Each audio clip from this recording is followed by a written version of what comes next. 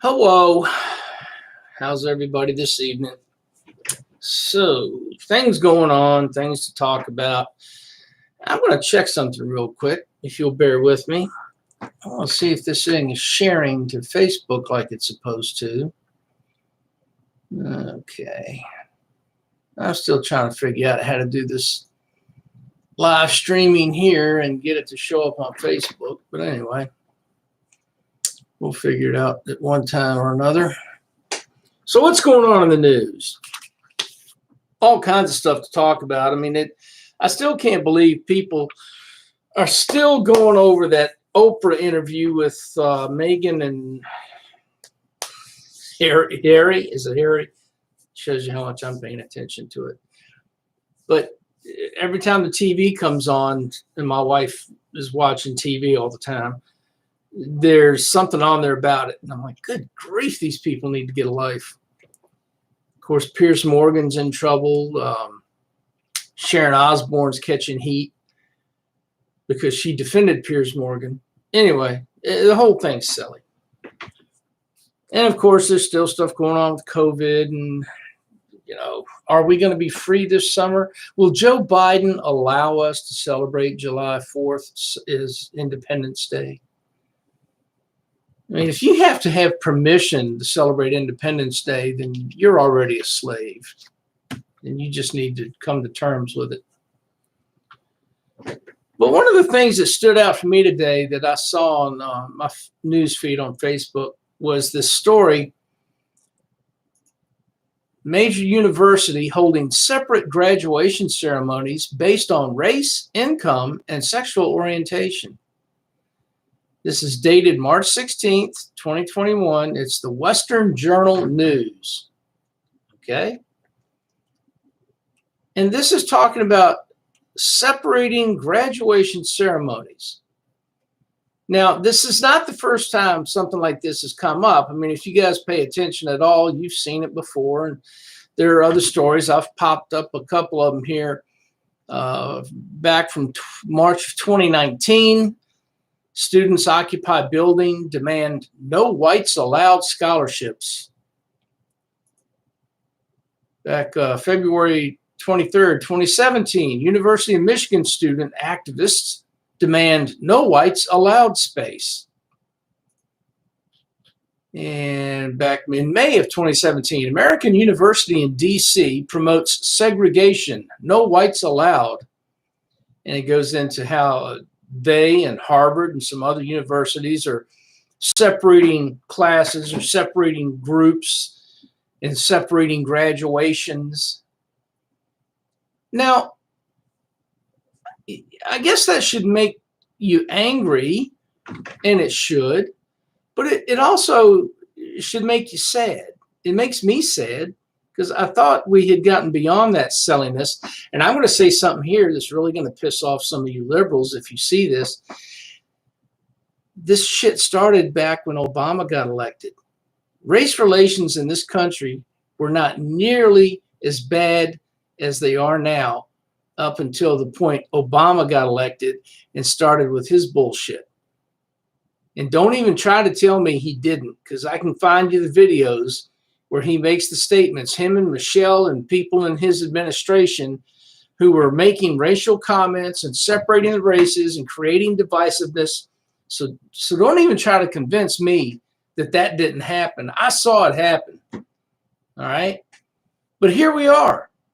Now, as someone who teaches U.S. history, or was teaching it until COVID, one of the things we cover is Reconstruction, the Black Codes, the Jim Crow laws. And those, of course, run from 1865 all the way up through 1964. So while we're covering other aspects of U.S. history, the Western movement, industrialization, and the various wars, etc., the thread running throughout all of that is the racism and the segregation that is taking place in this country, both North and South. Don't kid yourself. I know people like that. Oh, the only racists in this country live in the South. There's no racism in the North. Okay, if you want to believe that, you go ahead and keep telling yourself that. But the fact is, segregation was legal, and it was promoted and exercised throughout the country, north, south, east, west. There were pockets throughout the country, certainly, where it was not as bad as in others, but it was there. And I teach this to the students. I talk to them about it. And just a side note here, one of the frustrating aspects about this is most of my students are black. We have the occasional white student. But they would sit there and act bored while they were listening to this. Now, I want you to imagine the old white guy in the room getting pissed off because they don't give a shit about their history and learning about it and finding out about it.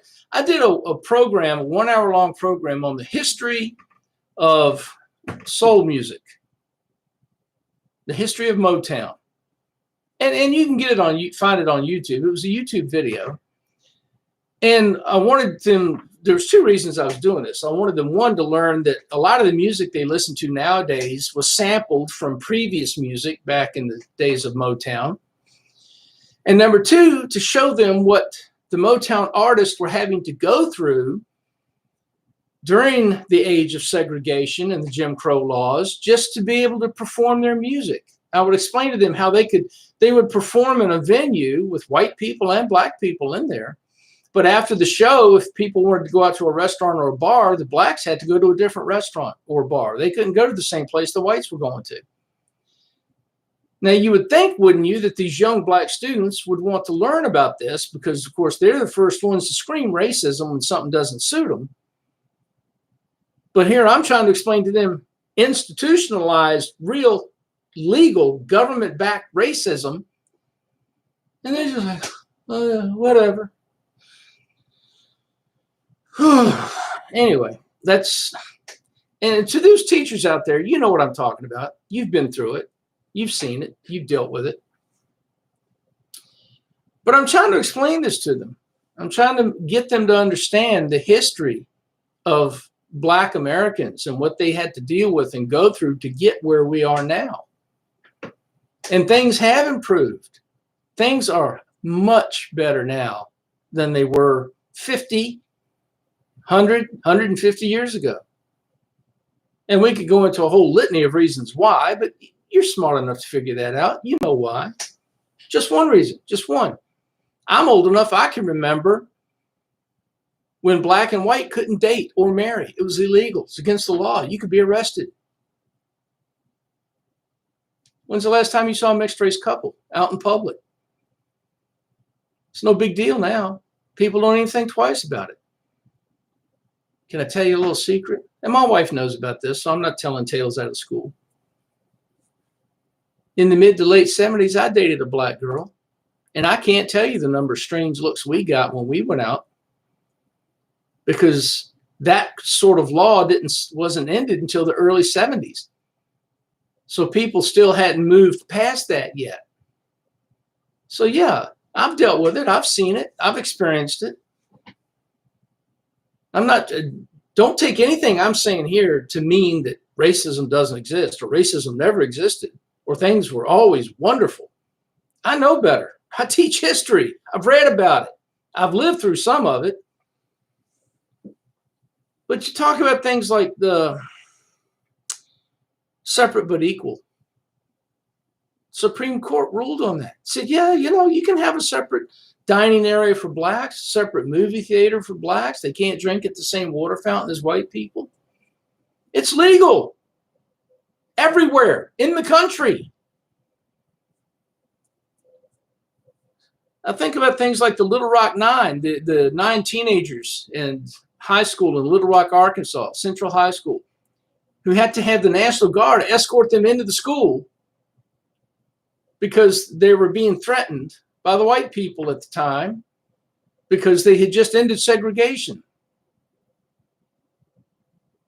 Ended segregation. Let me say that again. Ended segregation. You've heard of segregation, right? Blacks over here, whites over here. It used to be a bad thing.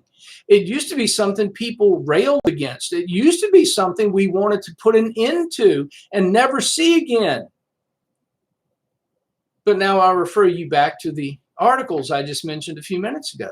Now it's today's young people, today's colleges, today's liberals who are pushing to resegregate the country. I mean, what else can you call it? They're pushing to re-implement segregation. How do you justify that?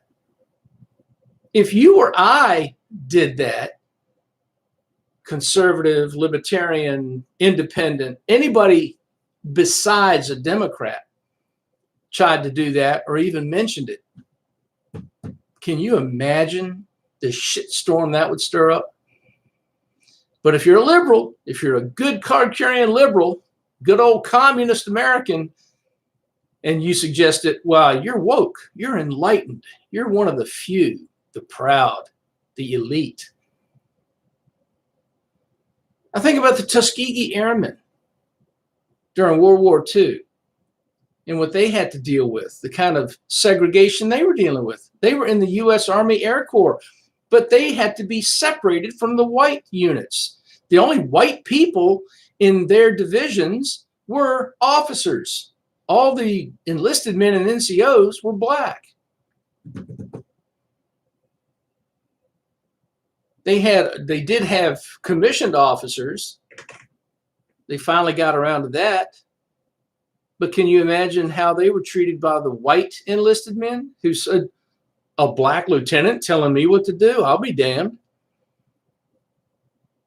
And even though these guys had an outstanding record during the war, escorting bomber groups over Europe,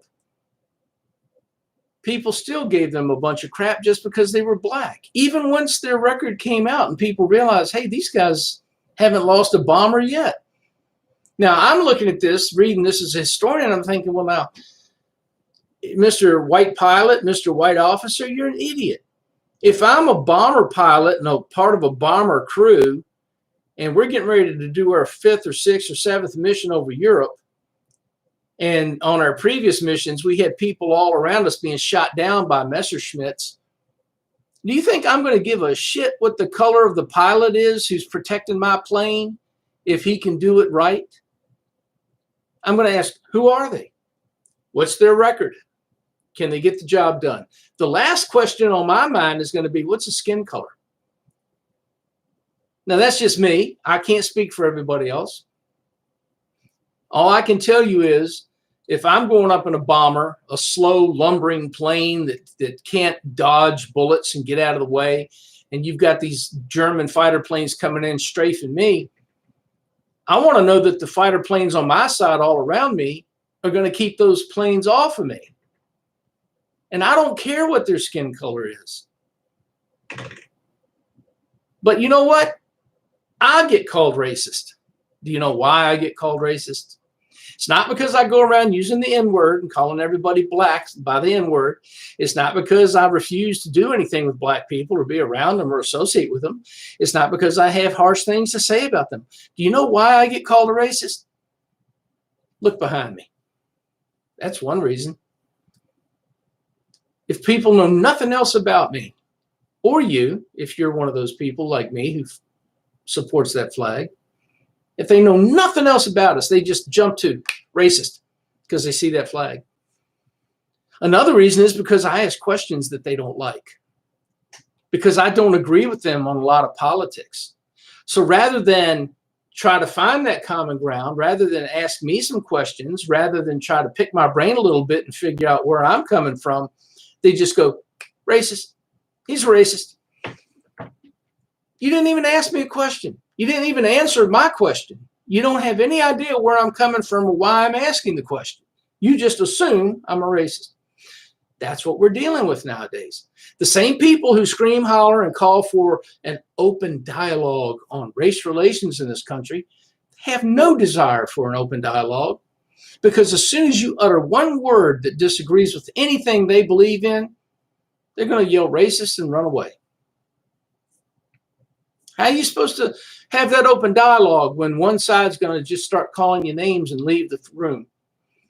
You can't.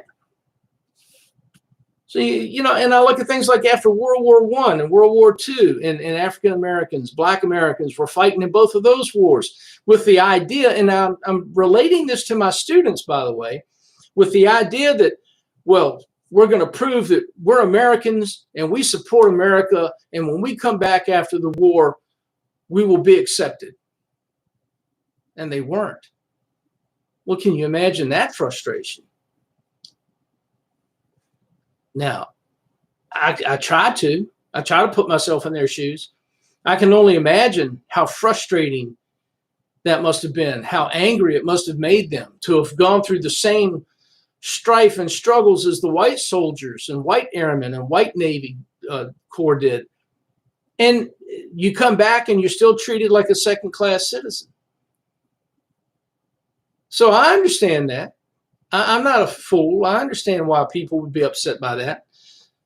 But then to not recognize the progress that has been made over the years, to refuse to see that things had, in fact, gotten better until 2008, is also another source of frustration for people like me. Because politics is getting in the way of common sense. Politics is getting in the way of visible, empirical facts. You could see it, you could feel it, you could understand it, deal with it. But now look at where we are. And we're where we are because of politics. And it's insane. There's no need for it. Except that there are people who benefit from it. And you know who they are. Politicians benefit from it. That's why they're always pushing it. Certain activist groups benefit from it. That's why they're always out there pushing it. Poverty pimps like Al Sharpton and Jesse Jackson benefit from it. Black Lives Matter benefits from it. Ask yourself this. Black Lives Matter raised how many millions of dollars for the 2020 election cycle? I don't know the number. Maybe somebody can look it up and tell me later. Put it in the comments section. How many millions of dollars? What have they done with that money besides give it to the Democrat Party? Have they done anything to help inner city blacks? Anything to help anyone in the black community? To improve black schools? To help single parents in the black community? Have they? If they have, I haven't seen any evidence of it. Maybe you know of something that I don't. Again, use the comment section. Post phone. Give me some links. Let me see what's going on out there with these people. But the very people who tell you and me that we're racist are now calling for segregation, separating people by race, by sex, by gender, by whatever they decide to call themselves. Let me get back to this article. Race, income, sexual orientation. So income, that's an interesting one. So if your family is somewhere in the $75,000 to $120,000 income range, I guess your graduation is going to be different from the kid whose parents make $150,000 or more a year, because we can't have people of different incomes in the same graduation group.